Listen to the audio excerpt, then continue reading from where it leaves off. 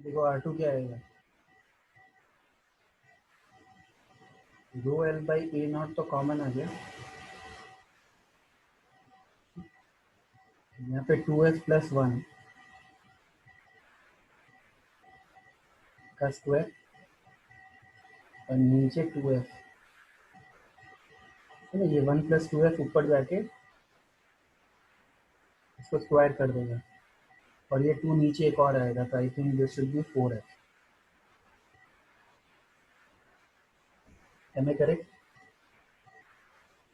Sir अब तुम ये वैल्यू यहाँ पे सब्स्टिट्यूट कर दो, you will write 4 times rho L by A naught is equal to R1 which is rho L by A naught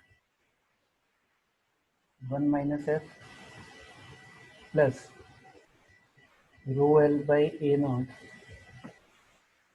2f plus 1 का square upon 4f। तो rho L by A cancel हो गया दोनों तरफ से।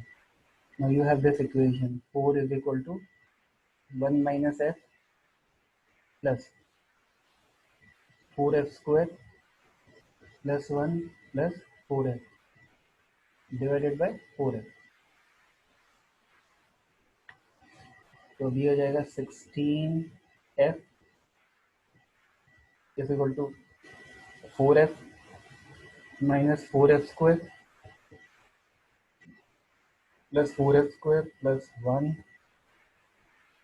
Plus 4f। ठीक है ना, तो ये इससे चला गया कैंसिल, तो एफ स्क्वायर का टर्म कैंसिल हो गया and this is F F कितना हो गया 8f और यहाँ पे क्या है 1। Am I correct? हाँ सर। कितना आ गया आंसर ये 8f is equal to 1, f will be 1। तो पीछे कुछ और दे रखा है बेटा? 1.1/8 ऐसा कुछ दिया। क्या दिया है 1.1.8? 1.1, हाँ 1.1/8। तो वो तो टाइपो एरर होगा बेटा, वो तो टाइपो एरर है, टाइपिंग का कुछ एरर हो गया होगा। तुम्हारा आ गया था, सॉल्व हो गया, ये आ गया था। तो फ्रैक्शन लेने में थोड़ा कंफ्यूजन हो रहा है। अभी समझ में आ गया ना पूरा? हाँ सर। हाँ ठीक है, चलिए और कोई doubt?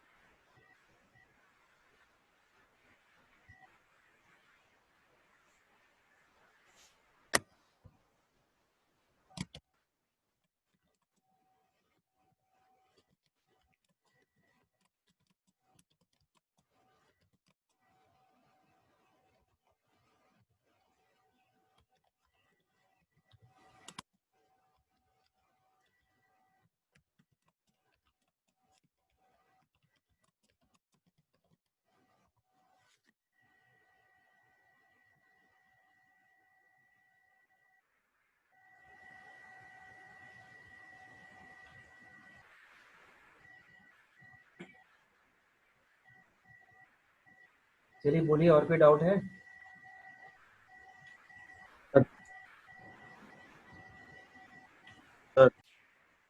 The wire used in the arrangement shown in the figure has a resistance of R ohm per meter. Find the equivalent resistance between points A and B. Straight part also are resistors. देखो बेटा, इनको resistance per unit length दे रखी है, ठीक है ना, ये this is R पर मीटर है, इसका रेडियस दे रखा है, तो इस पोर्शन का लेंथ कितना होगा यहाँ से लेके यहाँ तक? 3/4 ऑफ 2 पाई आर। और इस पोर्शन का लेंथ कितना होगा? 1/4 ऑफ 2 पाई आर। होगा कि नहीं होगा? This R is resistance, not resistance, this is the radius. Radius इस केस में कितना है? 1 मीटर है। तो let's get rid of R. तो तुम्हारा ये लेंथ कितना आ रहा है? 5/2 और ये लेंथ कितना आ रहा है? 3π/2। ठीक है ना, तो अब ए और बी के अक्रॉस अगर तुम देखोगे So now you have three resistors connected in parallel. One is this resistor, one is this resistor, and the third one is this resistor. तो ऊपर वाले का रेजिस्टेंस कितना होगा, बीच वाले का कितना होगा और नीचे वाले का कितना होगा, ये तीनों तुमको कैलकुलेट करना है, ठीक है ना। तो ऊपर वाले का Yes. कितना था, 5/2 इंटू आर। इसकी लेंथ कितनी है मिडल वाले की, 2 मीटर, 1 मीटर इधर उधर, तो इसकी कितनी हो जाएगी 2r, और इसकी कितनी हो जाएगी 3/2 पाई। अब कर लो आगे। Yes, sir.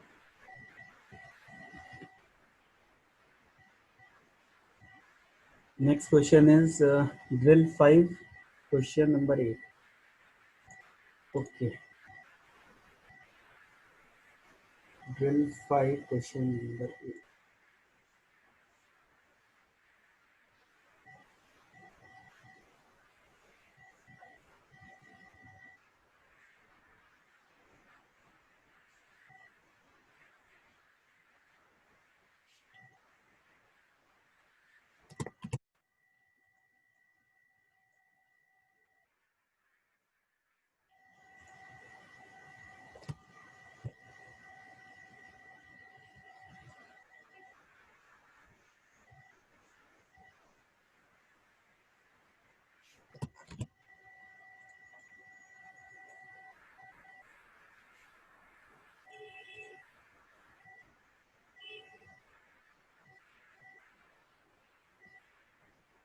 So in the figure, each cell has a EMF of 1.5 volt and internal resistance of 0.4 ohm.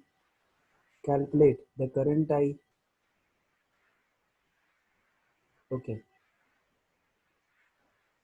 Current in the 36 ohm resistor. तो देखो ये वाला जो है ना, इस कॉम्बिनेशन को एक सेल से हम रिप्लेस कर देंगे, ठीक है। तो कितने सेल सीरीज में कनेक्टेड है यहाँ पे, और यहाँ पे कितने कनेक्टेड है, सबकी पोलैरिटी सेम है कि नहीं।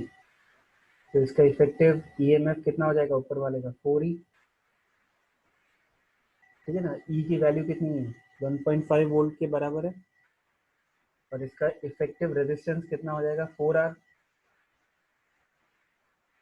ऐसे ही इधर नीचे वाले का भी 4e 4r। अब इन दोनों का इक्विवेलेंट जो कैलकुलेशन होगी वो कितनी आएगी 4e upon 4r parallel combination की, है ना। E1 upon R1 upon E2 upon R2 याद है, upon 1 upon R1 plus 1 upon R2। तो तुमको इससे इक्विवेलेंट ईएमएफ क्या मिलेगा, इसका 4e मिलेगा, और इसका आर इक्विवेलेंट कितना मिलेगा तुमको 2r मिलेगा, ठीक है। सॉल्व करके देख लेंगे, that will be 2r। Is it clear. so what is 4e 6 volt, what is 2r 0.8 ohm। Is it clear. अब तुम्हें क्या करना है, इसको रिप्लेस कर देना है एक सेल से।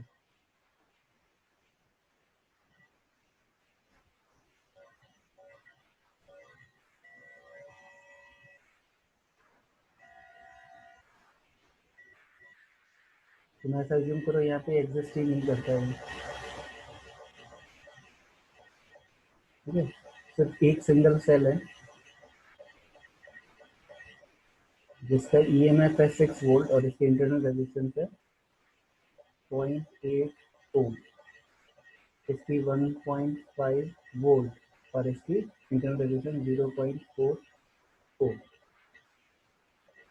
अब ये जो एलिमेंट है ये तीनों आपस में पैरेलल में, तो इनका इफेक्टिव कितना रेजिस्टेंस आएगा वो कैलकुलेट कर लो, 1/12 प्लस 1/18 प्लस 1/36।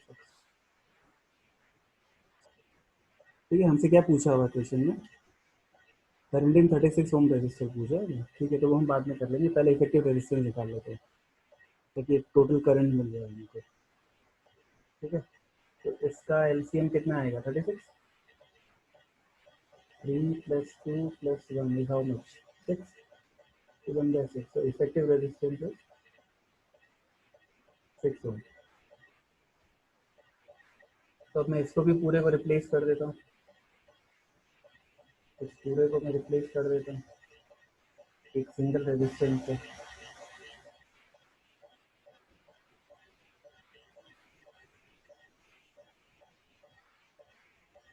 क्या है वो रेजिस्टेंस 6 ओम। अब तुम देखो ये 6 ओम, ये 0.4, ये 1.8 और ये 0.8, ये सब आपस में सीरीज में, ठीक है ना। और ये ईएमएफ की पोलैरिटी, सेल की पोलैरिटी और इसकी पोलैरिटी एक दूसरे के अगेंस्ट वर्क कर रही है। तो अब तुमको अगर इसके थ्रू करंट निकालना है तो करंट निकालोगे, तुम लिखोगे 6 - 1.5 divided by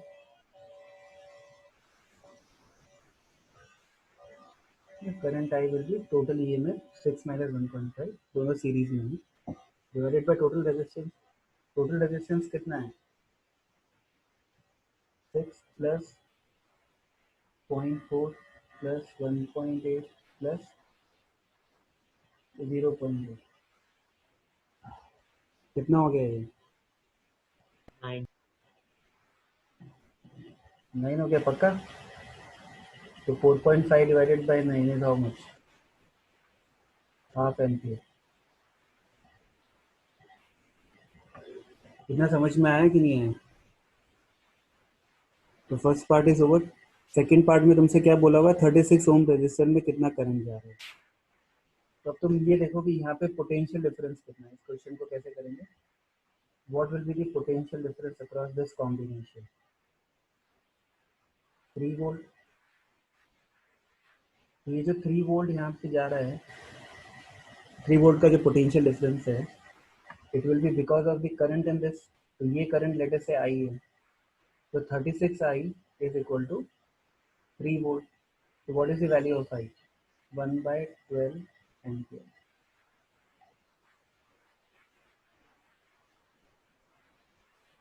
potential difference across A and B, इसके अक्रॉस कितना पोटेंशियल डिफरेंस है वो निकालना है, ठीक है ना। तो जो तुम यहाँ से यहाँ जाओगे, करंट ऐसे फ्लो कर रहा है ना, तो देयर इज अ ड्रॉप।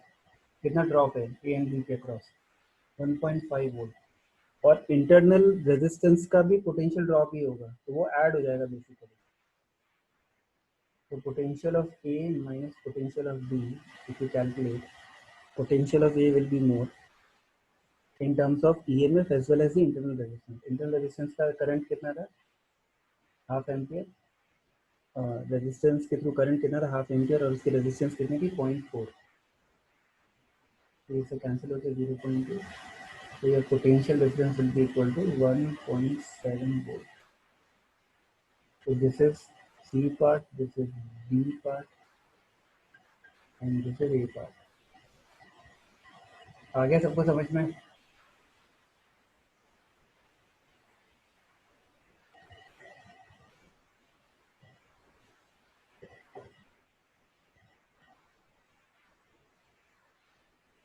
फिर से समझाना है या समझ में आ गया? ओके, चलिए, anything else?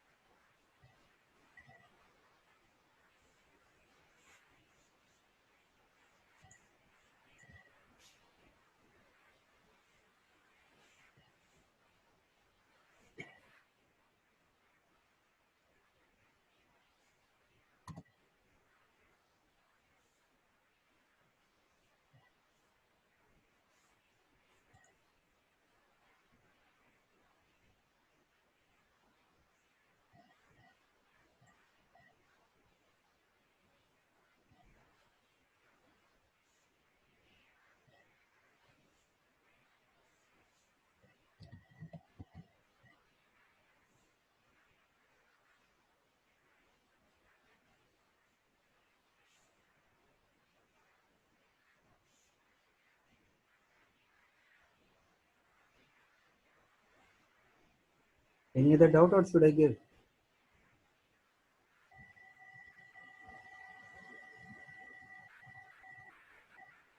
Single correct, question 64. Okay. कौन से पेज पे बेटा बताओगे page number of the PDF?